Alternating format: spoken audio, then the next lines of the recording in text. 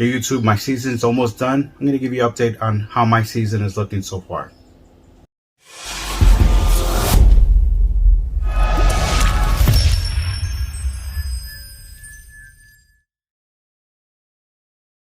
Hey guys, Ron here with BBM Reptiles. Thank you again for taking the time for stopping by my channel. And if you're new, go ahead and hit that subscribe button and follow me along in this incredible journey of reptile keeping, specifically working with ball pythons. You know what? My breeding season is almost at the end. I'm in the end of the month of May. And basically June is when everything starts warming up here in the tropical island of Puerto Rico.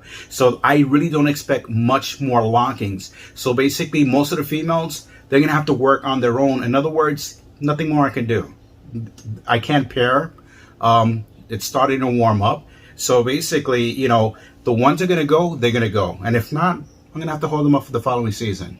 But what I wanted to do in this video is I'm going to show you some of the females that I actually ultrasound just to get an idea. It's like the last holdouts of what I have. And also, I want to show you some of the females that I already have set up, ready to nesting. Hopefully, they should be dropping a clutch very soon. Okay, first up is this female pastel. Now, this is a project that I've been working with.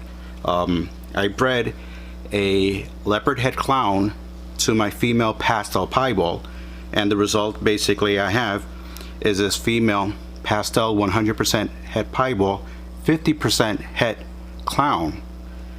The idea with this was basically to see if I could hit some clown pieds. Now I have 5 females that was breeding this season. Only 4 of them actually went up to weight. The 5th one I'm gonna have to wait for the following season to use her. So this is my journey of working with clown pieds.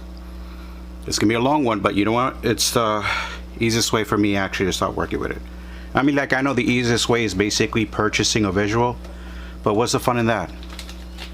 So we're gonna see how she's going. I'm gonna put on the gel for the ultrasound. You see right here, and as you can see on the screen how translucent it made. Now this female, she's starting to shut up. The last I checked, I have to look actually see her records, but she's coiled up, so I gotta actually see if I can loosen her up a little bit, not forcibly, but basically see if she could actually move on her own, because I don't want to actually stress her out more than I need to. Okay, so here we go. Okay, there we go. Right there we can start seeing the follicles at a certain size. See if I can actually get some more here. Okay, that's a nice one right there. I'm gonna freeze the frame and get some of this. Some of this is excess. So we're gonna measure this one right here, and it looks like she is at 21.9. I would say comfortably 22. That's the follicle size on this female, and going by the tub, she was at 17. So from 17 she grew up to basically 22 millimeters, and in a short time, as a matter of fact, because the last time I ultrasounded her was this month, May 3rd, and today's May 24th. So she's growing. She's growing. That's a positive sign. Let me unfreeze this and let's just play around and see what the other ones look like. That one's pretty big. Now remember, she's at a different angle. She's at a real difficult angle, but I don't want to stretch her out too much. But as long as I see the follicles that are pretty large and at a good size, as a matter of fact, wow, there's even on the bottom right here. On the bottom you can even see some. So it looks like she does have a good amount. That's a huge one right there. It's like a chain link. That's a good one right there.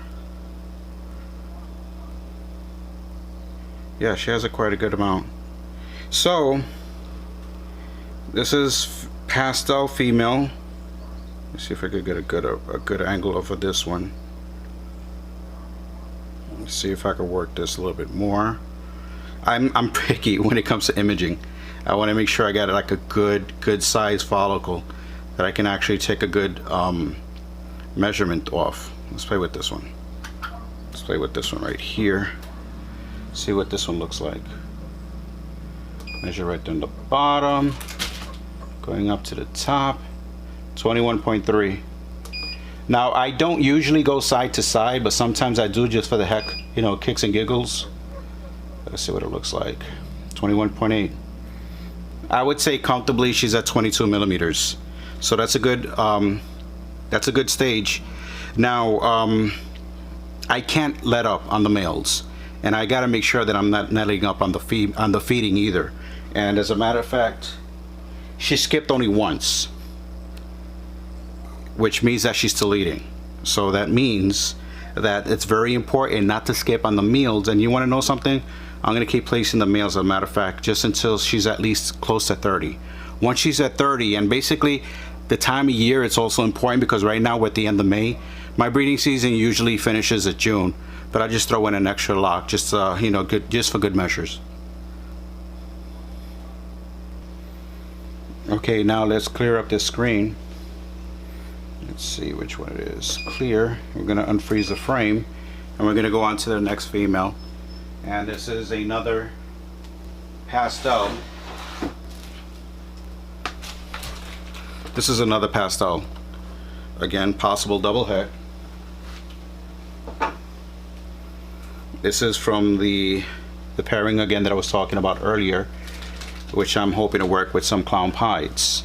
Now she's 100% head piebald, 50% head clown, and I bred her to a triple head lavender clown pied. So let's go on to this one and see what she's looking. Now the last I checked on May 3rd, she was at 23 millimeters. So we're going to see how she's going. She has skipped a few meals, and let's see what we're looking at. Oh, that's a huge. Yeah. Wow, it's almost going out of screen, as a matter of fact. Let me just see if I could get a good image on this.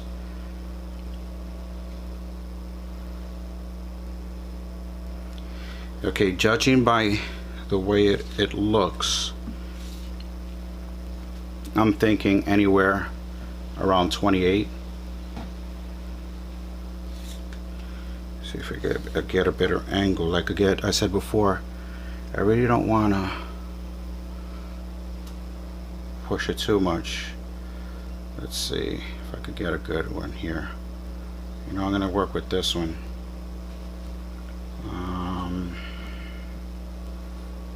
Let me see if I could.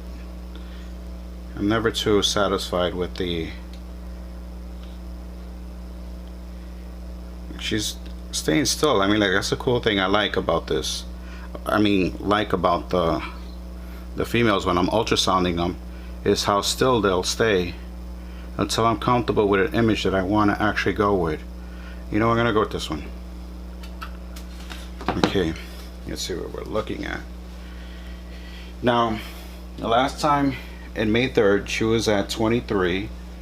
I'm guessing anywhere around 28 maybe, but maybe, let's see, I'm gonna start point from here. 29, look at that.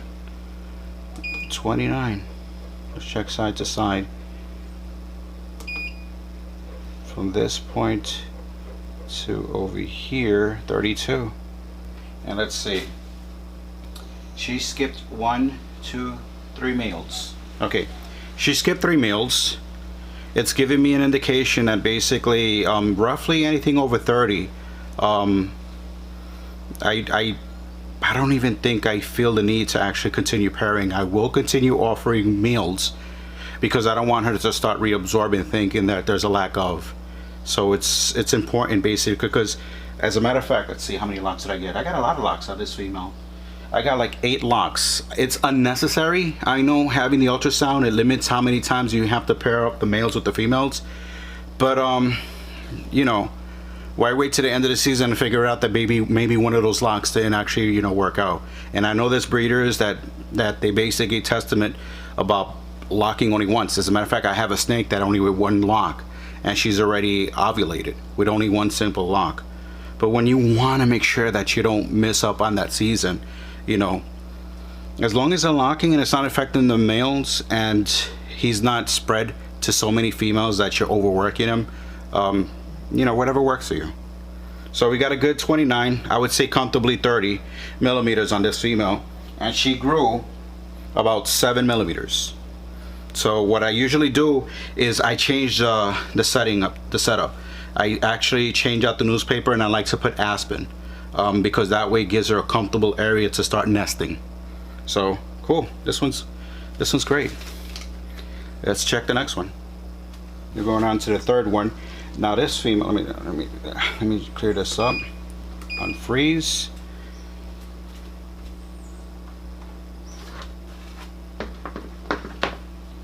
Now this female is a clutch mate, so this is another 100% het pied, 50% het clown.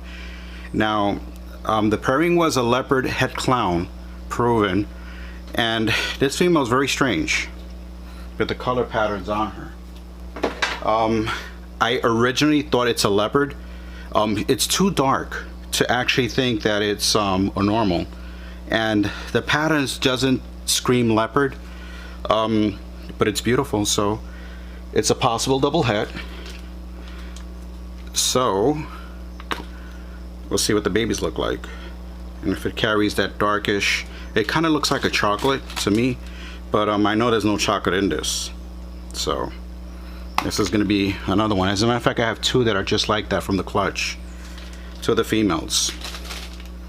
So let's see what she is. Now, the last I checked, she was at, I believe she was at 22. Let's see what she's at now. Okay, I love when I see these. I gotta get her. Let's see if I could get her basically not to be so movie, so flighty. I want to get some good size that I can actually see here.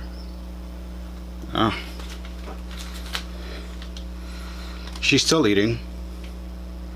She's still eating, so basically, and she's flighty. You see, this is what I was talking about before, about when I like the females that basically they're you know, they're not too flighty, I would say. And she's actually scoring all around. Gonna get hard to get like a, that's the important cool thing about this ultrasound machine, is since I have a foot pedal, I don't have to wrangle her too much. Okay, I'm gonna go with this one. I don't have to, this is the benefit of actually having the foot pedal, is that basically doing the freeze frame, you know, I don't have to actually, you know, worry about doing this on my own. Okay, let's see what the follicles are here. Set the top, and we are looking at 25, and you know what, I still want to check again, but right there we're looking at 25. Let's clear that and unfreeze, and I just want to do one more. Come on, baby, help me out, please. Now 25 isn't bad, to tell you the truth, because it's past the 20s.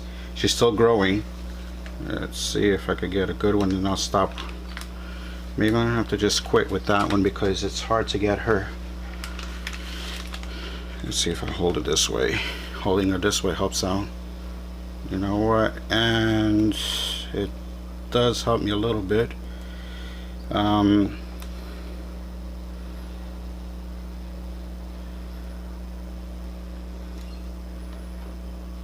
Give me 1 second. I'm gonna go with, she's getting too close to the camera. Alright, I'm almost done. Give me a second, just one last read. We got 25. You know what, if I might just go with that, but I want to see if I can get another one.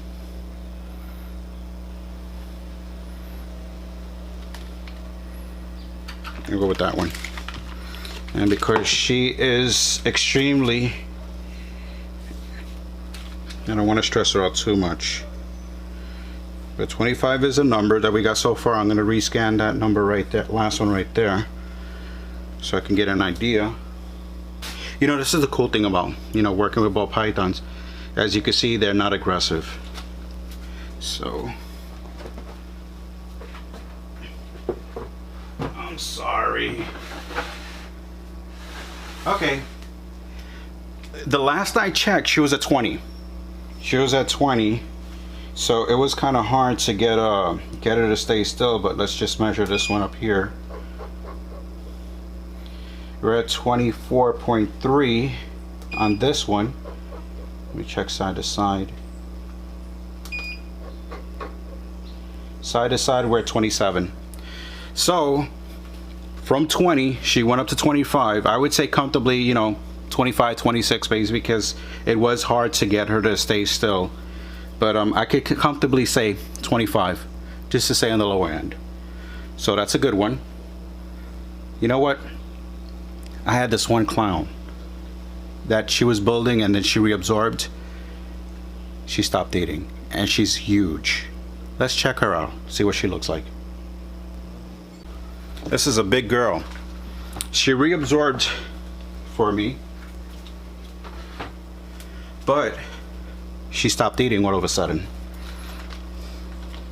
So let's see if she's building again.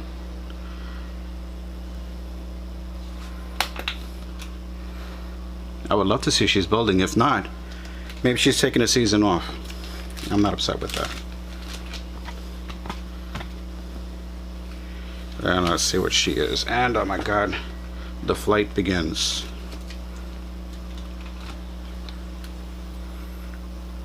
Let's see if I could see anything. No, that's the track. I don't. No, she's not building. Yeah, right there is the.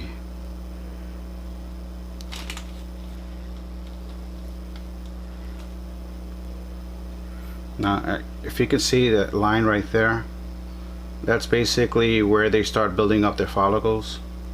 So I'm tracing it all the way back.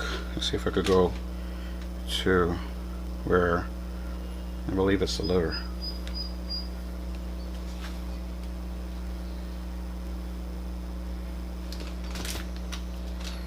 Let's see.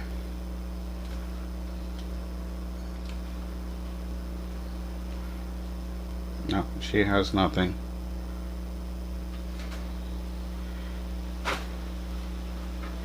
No. False alarm if anything. Yeah, look at that. No.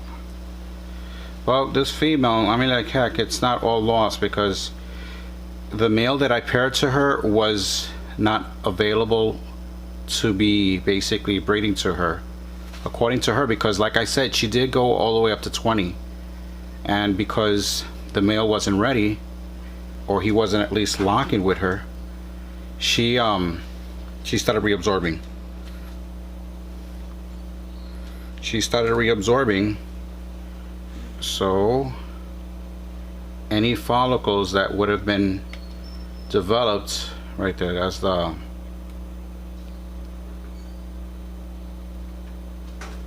see that dark spot right there, that dark spot right there, that's, I believe, you know, I'm not good with snake anatomies, but I think that's the kidney or the liver. But that's the area that basically, that's the start point that we look for when we start ultrasounding and following a path down to that. See that track right there? That's basically what's connected to where the follicle starts growing out. And you see like the pearl-sized follicles that starts around 3 or 5 millimeters. So, no, this girl, she decided to take the season off, which works for me, because hopefully this coming season now, she's already at, she's like 2,700 grams. So hopefully this coming season she will be ready to breed. Well, those are the females that I have that are still eating, and they haven't reached the point of ovulation. So I'm trying to see if I could get those last locks with the males, and basically finish off this month and just basically see what the summer ends up, if they actually do decide to go. Now, I want to show you a quick peek of some of the females that already have set, ready nested for a future clutch drop.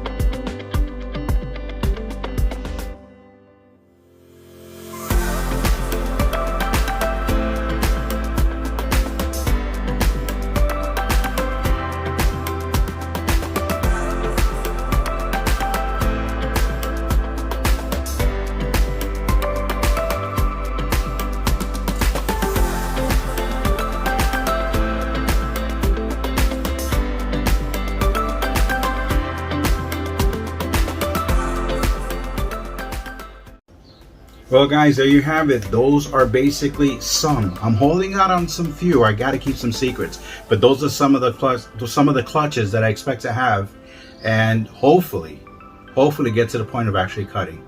Again guys, thank you very much for taking the time again for stopping by this channel. And if you're new, go ahead and hit that subscribe button and follow me along in this incredible journey. And until the next time, I'll see you in the next video.